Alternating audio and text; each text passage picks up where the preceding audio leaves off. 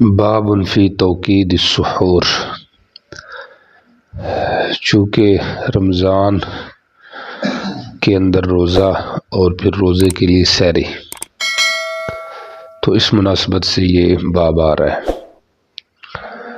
روزے کے اندر سحری بالاتفاق مستحب ہے، واجب نہیں ہے، فرض بھی نہیں ہے، اور بلکہ ترک سحور جو ہے یہ مکروہ ہے، یہ درست نہیں ہے۔ سحور اور سحور دونوں طرف پڑھا گیا ہے۔ سحور کا اطلاق سحری کے جو کھانا ہے اس پر ہے، اور سحور جو ہے وہ سحری کو کہتے ہیں۔ تو بفتح سین جو ہے یہ اسم ہے۔ باقی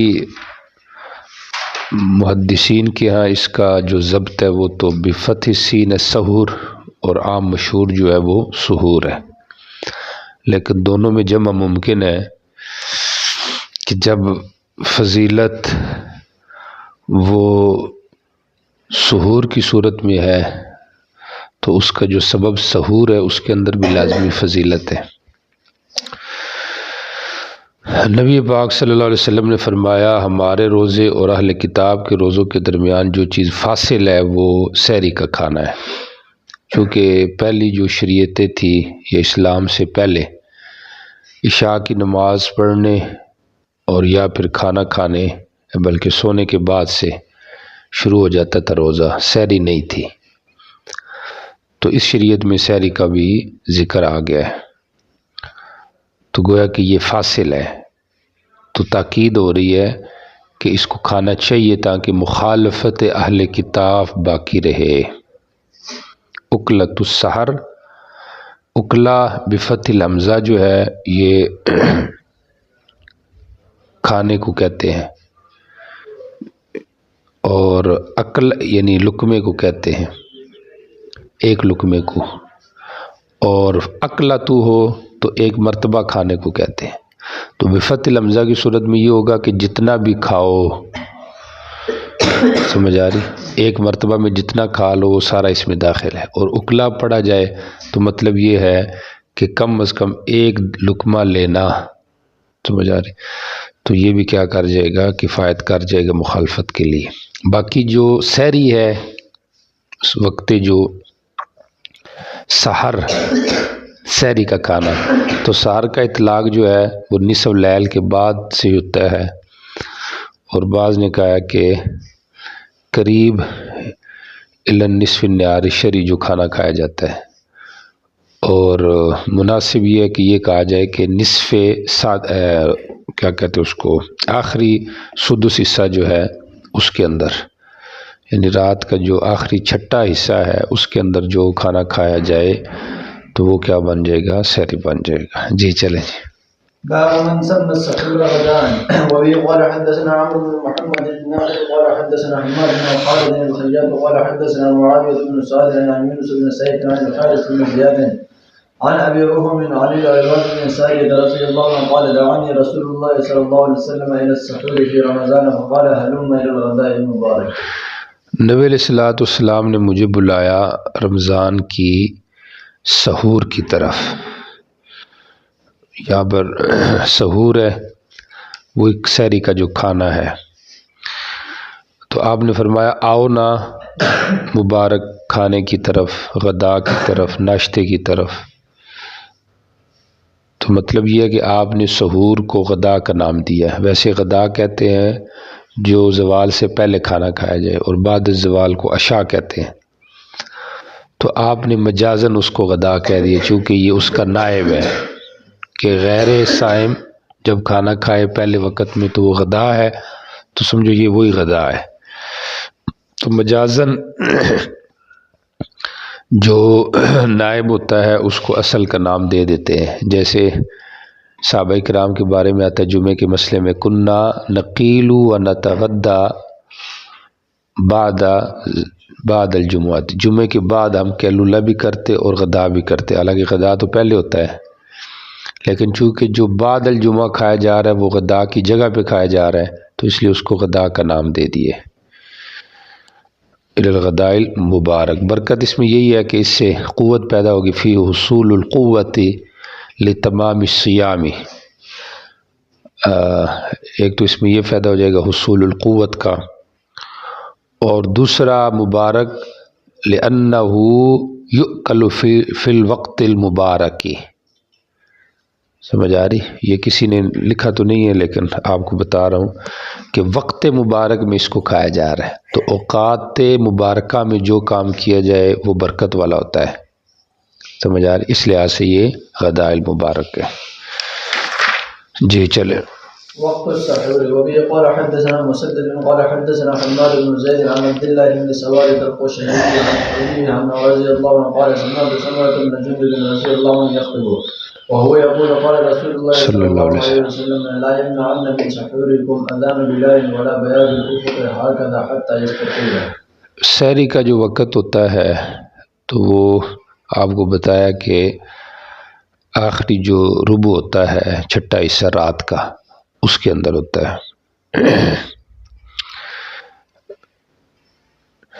تو یعنی آخری سدس کے اندر جو ہے وہ سحری کا وقت ہے۔ باقی نصف نہار شرعی جو ہے اس سے پہلے پہلے جو کھانا کھایا جاتا ہے وہ کیا ہے؟ سحری کا کھانا ہے، اور وہ وقت جو ہے وہ سحری کا وقت ہے۔ انتہائی وقت سحور کیا ہے؟ تو دو قسم کی بیاض ہوتی ہے، صبح دو قسم کی ہے، ایک ہے صبح صادق اور صبح کاذب۔ صبح کاذب تو پہلے آتی ہے جو طول کے اندر ایسے ہوتی ہے اور اس کے بعد اندھیرا آتا ہے، اور جو صبح صادق ہوتی ہے تو اس کے بعد یعنی اس وقت افق پہ روشنی ہوتی ہے معلوم، اور پھر اس کے بعد کچھ سرخی سی پیدا ہوتی ہے۔ ٹھیک ہو گیا؟ تو یہاں پہ بتایا جا رہا ہے کہ آخری وقت جو ہے وہ سحری کا وہ صبح صادق تک ہے، کاذب تک نہیں ہے۔ تو حضرت بلال رضی اللہ تعالیٰ عنہ کی جو اذان تھی وہ چونکہ سحری کے وقت ہوتی تھی، یعنی یوں سمجھ لے کہ صبح کاذب کے وقت ہوتی تھی، تو اس لیے کہا کہ بلال کی اذان سے تم نے سحری نہیں چھوڑنی، اس کے بعد جب عبداللہ بن مکتوم کی اذان ہوگی نا تو اس وقت تم نے اپنی سحری کو کیا کرنا ہے؟ ترک کر دینا ہے۔ جی چلیں۔ وبه قال حدثنا مسدد قال حدثنا يحيى عن التيمي قال وحدثنا احمد بن يونس قال حدثنا زهير قال حدثنا سليمان التيمي عن عثمان عن عبد الله بن مسعود رضي الله عنه قال قال رسول الله صلى الله عليه وسلم لا يمنعن احدكم اذان بلال من سحوره فانه يؤذن او قال ينادي ليرجع قائمكم وينتبه نائمكم وليس الرجل ان يقول هكذا وجمع يحيى كفه حتى يقول هكذا ومد يحيى باصبعيه السبابتين۔ پچھلی روایت کا ترجمہ ہرگز نہ روکے تمہاری سحری سے تمہیں بلال کی اذان، اور نہ ہی افق کی سفیدی اس طرح لمبائی میں حتیٰ یستطیع، یہاں تک کہ وہ عرض کے اندر چوڑائی کے اندر پھیل جائے۔ اگلی جو روایت ہے اس کا ترجمہ یہ ہے، نبی علیہ الصلوۃ والسلام نے فرمایا بلال کی اذان سحری سے نہ روکے، کیونکہ وہ اذان دیتے ہیں تاکہ عبادت کرنے والے گھر جا کے سحری کریں اور جو نائم ہے وہ کھڑے ہو جائیں، اور فجر نہیں ہوتی اس طرح۔ یحییٰ نے اپنی ہتھیلیوں کو جمع کر دیا، یعنی جمع یحییٰ کفہ، سمجھ آ رہی؟ اپنی ہتھیلیوں کو یحییٰ نے جمع کر دیا، یعنی اس طریقے سے۔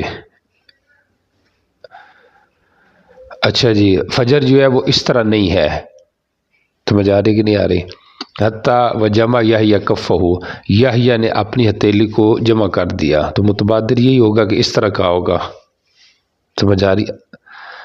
دونوں جو ہتھیلی ہیں ان کو انہوں نے جمع کر دیا، چونکہ طول میں ہوتی ہے تو طول کی طرف اشارہ کر کے انہوں نے کہا کہ اس طریقے سے جو ہوتی ہے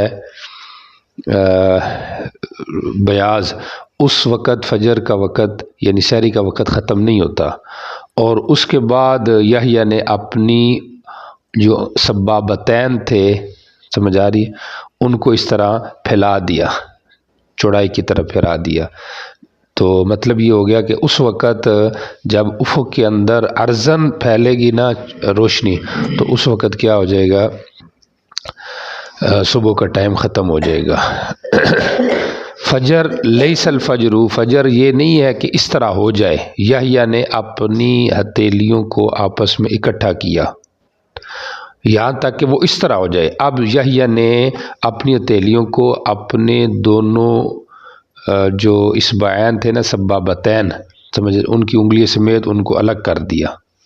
سمجھ آ رہی؟ بہرحال روایت میں اجمال ہے جس کی وجہ سے لفظی ترجمے کا انطباق مقصد پہ نہیں ہے، لیکن اصل اس کا یہی ہے کہ پہلے انہوں نے دونوں ہتھیلیوں کو طولن جمع کیا، اشارہ اس طرف کیا کہ اس طرح جب ہو جائے تو اس وقت فجر نہیں ختم ہوتی، یعنی سحری کا وقت نہیں ختم ہوتا، اور جب عرض کے اندر ہو جائے روشنی تو اس وقت جا کے کیا ہوگا، فجر کا وقت ختم ہوگا۔ جی چلیں۔ وبه قال حدثنا محمد بن عيسى قال حدثنا مجاهد بن عمرو عن عبد الله بن النعمان قال حدثنا قيس بن طلق عن ابي رضي الله عنه قال قال رسول الله صلى الله عليه وسلم كلوا واشربوا ولا يحلنكم الساقي والمسقي كلوا واشربوا حتى يعترض لكم الاحمر۔ کھاؤ پیو، الساطع بلند ہونے والی، روشن ہونے والی جو صبح ہے وہ تمہیں روکے نہ، یعنی صبح کاذب تمہیں نہ روکے۔ الساطع کا معنی وہ جو صفت ہے اور اس کا موصوف محذوف ہے، یعنی الفجر، یا مطلق روشنی لے لے، ساطع چڑھنے والی روشنی جو کہ اوپر کی طرف ہے۔ کھاؤ پیو یہاں تک کہ سرخی تمہارے لیے عرض میں آ جائے، سرخ روشنی چڑھائی میں پھیل جائے۔ تو سرخ اس کو اس لیے کہا گیا ہے کہ اس سفیدی کے بعد سرخی ہے۔ تو سحری کا جو وقت ہے وہ صبح صادق تک ہے۔ جی چلیں۔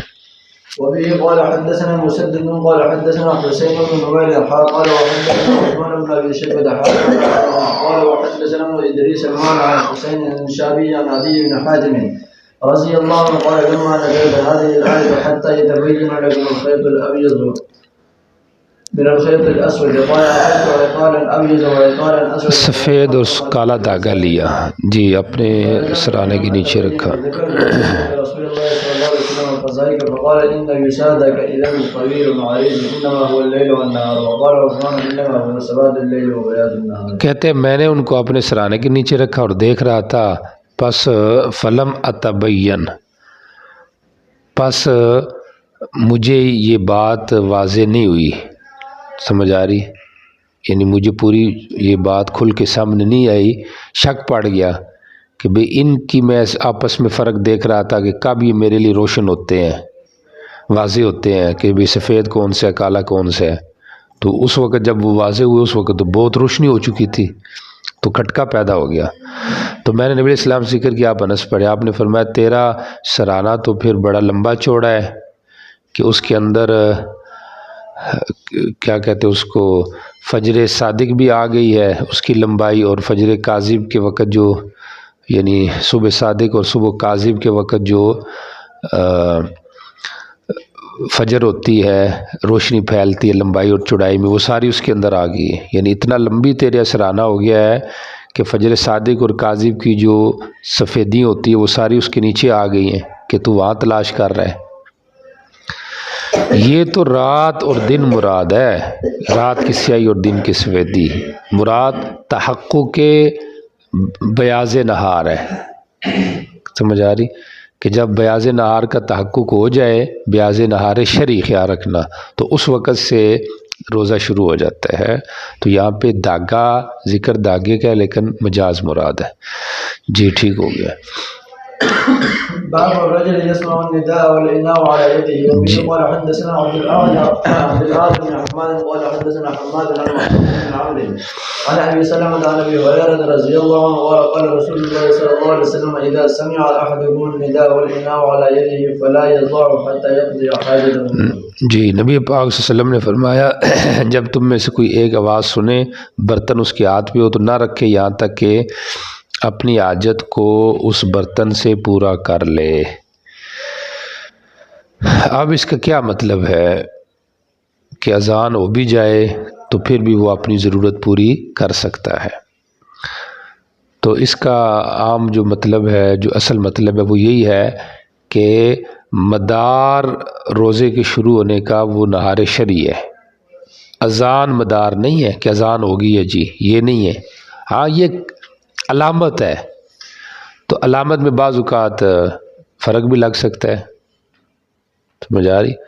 تو اصل جو چیز ہے اس کو دیکھنی چاہیے۔ اگر اذان پہلے بھی ہو جائے تب بھی بندہ یہ نہ سمجھے کہ روزہ شروع ہو گیا، کیونکہ اذان کا بعض اوقات مؤذن پہلے بھی دے سکتا ہے، اور آج کل تو ٹائم ہے، پہلے تو گھڑی نہیں ہوتی تھی، مؤذن نے بھی اندازہ کر کے دینا ہوتا تھا، سمجھ آ رہی؟ تو اس لحاظ سے کہا کہ اگر مؤذن احتیاطاً پہلے اذان دے رہا ہے اور آپ کو یہ یقین ہے کہ ابھی تک نہار شروع نہیں ہوا، تو آپ اپنی حاجت پوری کر لو۔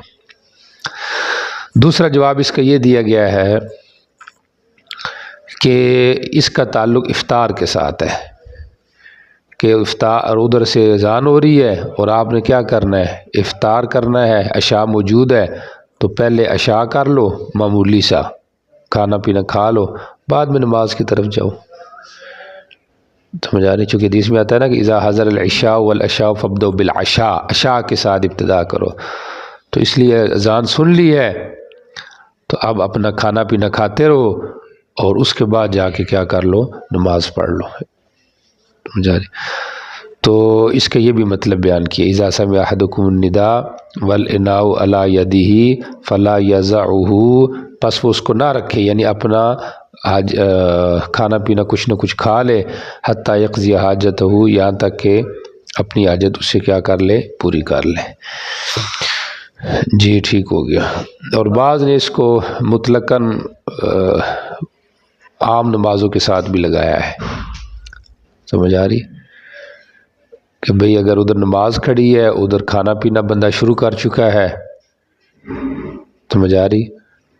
اور ندا سے مراد اقامت، کہ اقامت نماز کی ہو گئی ہے، کھانا برتن اس کے پاس موجود ہے، اب وہ یہ کہ لو جی نماز کھڑی ہوگی میں کھانا پینا ترک کر دوں، تو اس طرح نہ کرے، کھانا کھا لے تسلی سے اور پھر کیا کرے، نماز پڑھے، تاکہ جیسے امام صاحب کہتے ہیں کہ انی لاحب ان اجعل طعامی صلاۃ، کہ میں اپنے کھانے کو نماز بناؤں، یہ مجھے زیادہ پسند ہے۔ جی ٹھیک ہو گیا۔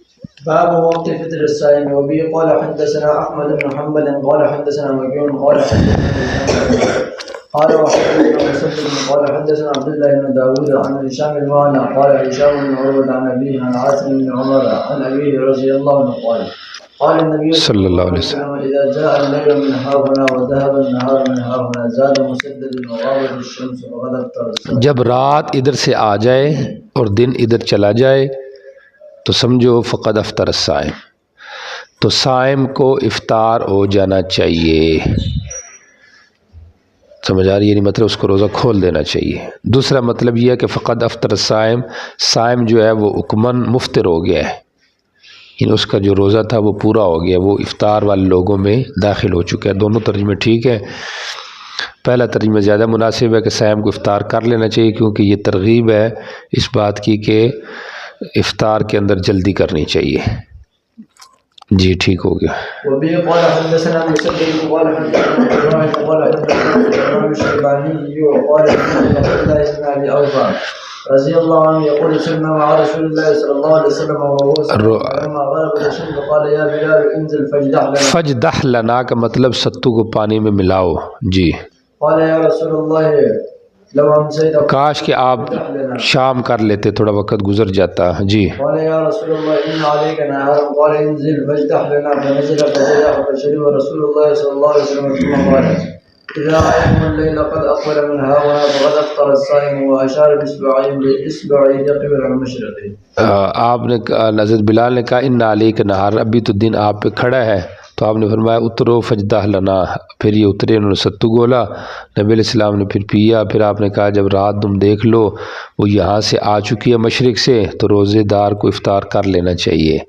تو پیچھے جو لفظ تھا نا فلما غربت الشمس، تو حقیقی غروب نہیں ہوا تھا، ورنہ تو بلال کہتے ہیں ان علیک نہار، یعنی غربت الشمس یعنی قربت ان یغربا، قریب تھا کہ وہ غروب ہو، ان تغرب، غروب ہونے کے قریب تھا، تو اس لحاظ سے حضرت بلال، یعنی یہ راوی کی بات ہے کہ غروب ہونے کے قریب تو حضرت بلال کہہ رہے تھے بھی وقت ہے میں گھول لیتا ہوں، تو آپ نے فرمایا نہیں جلدی کرو تاکہ جب ٹائم ہو تو ہم فوراً افطار کر لیں، اس وقت پھر ہمیں انتظار نہ کرنا پڑے۔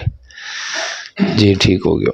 باب ما يستحب من تعجيل الفطر وبه قال حدثنا وهب بن بقية عن خالد عن محمد يعني بن عمرو عن ابي سلمة عن ابي هريرة رضي الله عنه عن النبي صلى الله عليه وسلم قال لا يزال الدين ظاهرا ما عجل الناس الفطر لان اليهود والنصارى يؤخرون۔ ہمیشہ دین غالب رہے گا جب تک لوگ افطار میں جلدی کریں، کیونکہ یہود و نصارہ تاخیر کرتے ہیں، تو مطلب مخالفت اہل کتاب میں دین کا غلبہ ہے۔ جب تک اہل کتاب کی مخالفت رہے گی تو دین غالب رہے گا، سمجھ آ رہی؟ یہاں پہ تو ہے نا لا یزال الدین ظاہرا، اور بعض روایت میں آتا ہے لا یزال الدین بخیر، چونکہ دین کی خیریت اس کے غلبے میں ہی ہے، سمجھ آ رہی؟ اور علماء کی ڈیوٹی بھی اقامت دین ہے، دین کو قائم کرنا، سمجھ آ رہی؟ یہ بھی ایک ہمارے لیے مہمہ ہے، اللہ میں اس کی بھی سمجھ دے، ہماری اصلاح فرمائے کہ ہم اقامت دین نہیں کرتے ہیں، سمجھ آ رہی؟ جو اصل دین ہے اس کی اقامت کرنی چاہیے۔ ہم جو جزوی چیزیں ہیں جن کے بارے میں دین نے خاموشی اختیار کی ہے، ہم اس کی اقامت پہ زور دیتے ہیں، سمجھ آ رہی؟ تو وہ ٹھیک ہے، اصلاح کے لیے ضروری ہے، اس سے بھی انکار نہیں، لیکن جو اقامت دین ہے جس کو دین کہا گیا ہے، دین کس کو کہتے ہیں؟ توحید کو کہتے ہیں، اللہ کے نبی کی رسالت کو کہتے ہیں، صحابہ کی عظمت کو کہتے ہیں، سمجھ آ رہی؟ تو یہ جو دین ہے اس کی اقامت کی کوشش کرنا یہ ذمہ داری ہے۔ جی چلیں۔ قال حدثنا مسدد قال حدثنا ابو معاوية عن اعمش عن عمارة بن عمير عن ابي عطية قال دخلت على عائشة رضي الله عنها ومسروق فقلنا يا ام المؤمنين رجلان من اصحاب محمد صلى الله عليه وسلم احدهما يعجل الافطار ويعجل الصلاة والاخر يؤخر الافطار ويؤخر الصلاة قالت ايهما يعجل الافطار ويعجل الصلاة قلنا عبد الله قالت كذلك ان دونوں نے پوچھا کہ ایک صحابی ہے جو افطار بھی جلدی کرتا ہے نماز بھی جلدی پڑھتا ہے، دوسرا جو افطار بھی مؤخر کرتا ہے نماز مؤخر کرتا ہے، تو حضرت عائشہ نے پوچھا کون ہے جو یہ جلدی جلدی کا؟ عبداللہ ابن مسعود، تو کہا آپ بھی ایسے ہی کرتے تھے، یعنی افطار میں جلدی کرنی چاہیے۔ جی چلیں۔ باب عليه وبه حدثنا مسدد قال حدثنا عبد الواحد بن زياد عن عاصم بن الاحول عن حفصة بنت سيرين عن الرباع عن سلمان بن عامر رضي الله عنه قال قال رسول الله صلى الله عليه وسلم اذا كان احدكم صائما فليفطر على التمر فان لم يجد التمر فعلى الماء فانما طهور۔ نبی پاک صلی اللہ علیہ وسلم نے فرمایا جب تم میں سے کوئی روزے دار ہو تو کھجور پر افطار کرے، اگر کھجور نہ پائے تو پانی پر، کیونکہ پانی پاک کرنے والا ہے۔ ملا علی قاری تو یہ کہتے ہیں رحمہ اللہ کہ ابتدا پانی سے کی جائے تفاعلاً، معمولی سے پانی پی کے، کیونکہ پانی جو ہے یہ رذائل اور خبائث باطنی اور ظاہری دونوں کو دور کرتا ہے۔ بہرحال حدیث میں کھجور یا تمر اس کو مقدم کرنے کا حکم دیا گیا ہے کیونکہ یہ میٹھی چیز ہے، پیچھے بندہ بھوکا رہ کے آیا ہے تو ضرورت اس بات کی ہے، سمجھ آ رہی؟ لہٰذا اس لحاظ سے پہلے میٹھی چیز کھائے تاکہ اعضائے رئیسہ کو قوت پہنچے، ٹھیک ہوگی، اس کے بعد جو ہے نا وہ اوپر سے پانی پی لے۔ تو یہ اولویت اور استحباب پر محول ہے، واجب نہیں ہے۔ اس میں یہ نکتہ بھی ہے کہ جو چیز قابل ضرورت ہو اس کی طرف توجہ کرنی چاہیے، سمجھ آ رہی؟ جو چیز قابل ضرورت ہے، مستقبل میں جس چیز کی ضرورت آنی ہے، جس چیز کو لینا ہے تو انسان اس کی طرف توجہ کرے، یہ نہ ہو کہ محنت اور چیز کی کرتا رہے، اینڈ ٹائم پہ واسطہ اور چیز سے پڑے تو پھر اس میں نقصان اٹھائے۔ جی۔ قال حدثنا احمد بن حنبل قال حدثنا عبد الرزاق قال حدثنا جعفر بن سليمان قال اخبرنا ثابت بن البناني انه سمع انس بن مالك رضي الله عنه يقول كان رسول الله صلی اللہ علیہ وسلم يفطر على رطبات قبل ان يصلي فان لم تكن فعلى تمرات فان لم تكن حصى حصوات من ماء۔ چند کھجور آپ لیتے تر نماز سے پہلے، اگر وہ نہ ہوتی تو چند چھوارے لے لیتے خشک کھجور، اگر وہ بھی نہ ہوتی تو چند گھونٹ پانی لے لیتے. تو اس طریقے سے آپ روزہ کیا کرتے ہیں؟ افطار کرتے ہیں. جی. باب القول عند الافطار. افطار کے وقت کی دعا کیا ہے؟ یہاں پہ لفظ آ رہے ہیں ذهب الظمأ وابتلت العروق وثبت الاجر انشاءاللہ. اگلی روایت میں آ رہا ہے اللہم لک صمت وعلی رزقک افطرت. روزۃ المحتاجین وغیرہ میں اس کو پورا دعا بھی بتائی گئی. اللہم لک صمت وبک آمنت وعلیک توکلت وعلی رزقک افطرت. یعنی اس طرح بھی بہرحال بعض کتابوں میں شروحات میں لکھا ہوا ہے، مستند زیادہ تو نہیں ہے، عام تو یہی اللہم لک صمت وعلی رزقک افطرت. اور اس سے بھی زیادہ راجح جو پہلی دعا ہے وہ ہے ذهب الظمأ وابتلت العروق وثبت الاجر انشاءاللہ. پیاس ختم ہو گئی، رگے تر ہو گئی اور اجر انشاءاللہ ثابت ہو گیا ہے. تو ذکر خبر کا ہے لیکن مراد کیا ہے؟ انشاء ہے. باقی دعا عند الافطار کا کیا حکم ہے؟ سمجھ آ رہی؟ تو افطاری کی دعا قبول ہے، بعض روایات کے اندر موجود ہے کہ اس وقت جو دعا کی جاتی ہے تو وہ کیا ہوتی ہے؟ قبول ہوتی ہے. جی چلیں. وابی قال حدثنا عبد الله بن محمد بن جابر قال حدثنا علي بن الحسن قال اخبرنا حسين بن واقد قال حدثنا مروان يعني من سالم بن المفقع قال رايت ابن عمر يقبض على لحيته فيقطع ما زالت على الكف وقال كان النبي صلى الله عليه وسلم اذا افطر قال ذهب الظمأ وابتلت العروق وثبت الاجر ان شاء الله. میں نے ابن عمر کو دیکھا وہ اپنی داڑھی پہ قبضہ کرتے اور جو تیلی پہ زائد ہوتی اس کو کاٹ دیتے. تو اتنی داڑھی رکھنا یہ واجب ہے، اس سے آگے داڑھی رکھنا مستحب ہے، لیکن اتنی زیادہ کہ جس میں داڑھی کور نہ ہو سکے، پھیل جائے، تھوڑی بدی لگے تو پھر وہ درست نہیں ہے. امام بخاری نے بھی اس روایت کو لیا ہے تعلیقاً رأیت ابن عمر یقبض لا یحتجی، تو تقریباً اتنی داڑھی رکھنا یہ کیا ہے؟ واجب ہے. جی چلیں. بلکہ یہ مرفوع روایت سے بھی ثابت ہے، غالباً نبی علیہ السلام سے بھی یہ عمل ثابت ہے. جی چلیں. وبه قال حدثنا مسدد قال حدثنا هشام عن حسين عن معاذ بن زهير انه بلغه ان النبي صلى الله عليه وسلم كان اذا افطر قال اللهم لك صمت وعلى رزقك افطرت. ٹھیک ہو گیا. الفطر قبل غروب الشمس.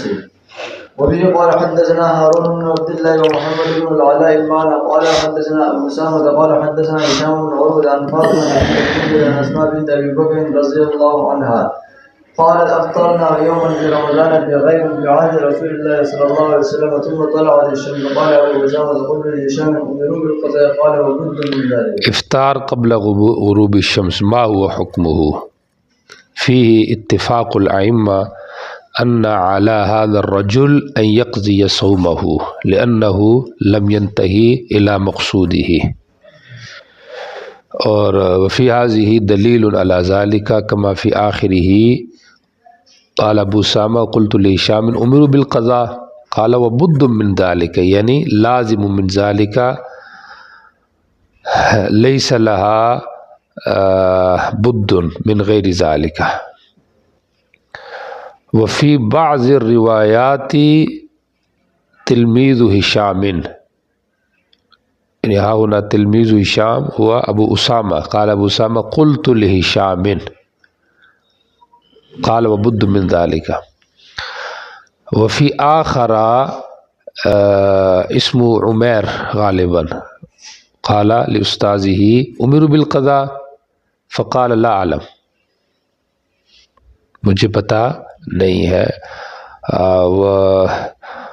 وہ علماء نے اس کے درمیان تطبیق بھی دی ہے. سمجھ آ رہی کہ یہ جو اختلاف ہے یہ کس بارے میں ہے؟ ابن حجر نے تطبیق یہ دی ہے کہ بد من ذالک، یعنی قضا تو اپنی جگہ پر ہے کہ ہے، نفی اس اعتبار سے ہے کہ نبی علیہ السلام کے زمانے میں جو یہ کام ہوا تھا اس کی قضا ہوئی ہے یا نہیں یہ میرے علم میں نہیں.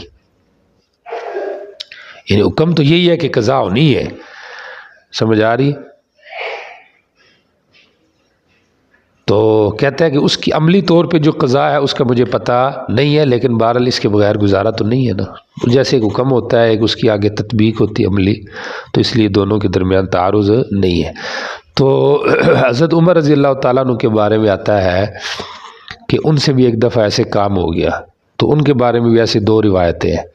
ایک میں آتا ہے کہ انہوں نے قضا کی، ایک روایت میں آتا ہے کہ انہوں نے کہا کہ ہم نے تو جان بوجھ کے یہ عمل نہیں کیا لہذا ہم قضا نہیں کریں گے۔ بات سمجھ آ رہی کہ نہیں آ رہی؟ تو اصحاب ظواہر جو ہیں ان میں سے کچھ وہ اسی کو لیتے ہیں کہ ایسے آدمی کے اوپر قضا نہیں ہے، لیکن ابن حجر نے اس کا جواب یہ دیا ہے کہ ایک آدمی اگر یکم رمضان کو لوگ اگر روزہ نہ رکھیں اس گمان پر کہ رمضان کا چاند نظر ہی نہیں آیا، بعد میں ان کو پتہ چلے کہ وہ ہمارا ایک روزہ تو چھوٹ گیا ہے، تو وہ کہتے ہیں اس پر ان کی قضا ہے کہ نہیں ہے، حالانکہ ان کا یہ گمان تھا کہ ہمارا روزہ بھی شروع نہیں ہوا، رمضان ابھی کل ہے، حالانکہ وہ آج سے شروع ہو چکا تھا، تو کہتے ہیں جیسے اس کے اوپر پچھلے روزے کے ترک کی قضا ہے تو ایسے ہی جس نے غلط افطار کیا اس کے اوپر بھی کیا آئے گی؟ قضا آئے گی۔ جی چلیں جی۔